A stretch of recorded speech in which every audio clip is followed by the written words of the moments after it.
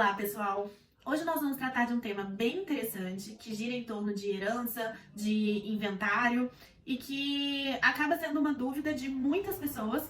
Então, por conta disso, a gente acabou trazendo isso aqui pro nosso Instagram. Que é o seguinte: você, como nora ou como genro, caso o teu sogro faleça, será que você vai ter direito à herança e aos bens desse sogro falecido?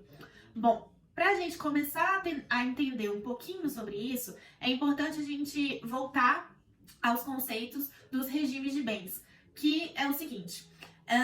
Existem três regimes de bens que eles são os mais utilizados, né? Não são os únicos, mas são comumente mais adotados, que é o seguinte.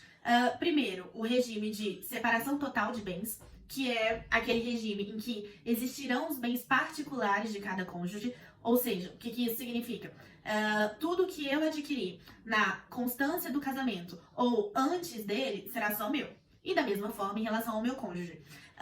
Outro regime de bens, que é inclusive o mais utilizado, é o da comunhão parcial de bens, que também nesse tipo vão existir os bens particulares, ou seja, o que eu adquiri antes da minha união será só meu, mas o que eu adquiri na constância da união será meu e do meu cônjuge, né? Então vai ter essa comunicabilidade dos bens.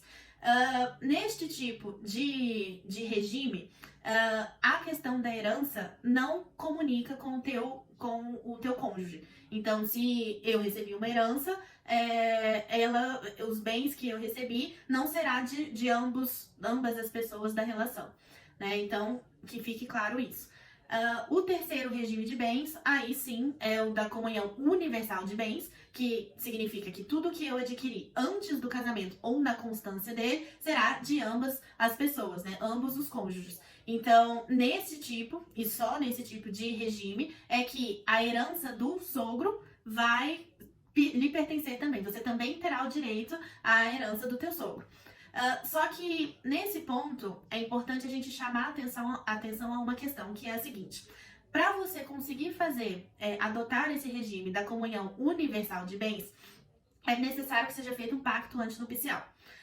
Esse pacto ele tem uma série de burocracia, né, a ser adotada para poder ser feito o pacto antinupcial. E caso o pacto seja feito com uma cláusula que chama cláusula de incomunicabilidade de bens, mesmo que vocês adotem o regime de comunhão universal, caso exista essa herança do teu sogro, você não terá qualquer direito nela. Então, essa cláusula de incomunicabilidade, o próprio nome já fala, né? Então, os bens adquiridos, né, por herança não vão comunicar entre o casal. Então, caso essa cláusula exista no teu pacto antinupcial, por mais que você adote um regime de bens que possibilitaria um direito à herança do sogro, esse direito não vai ocorrer.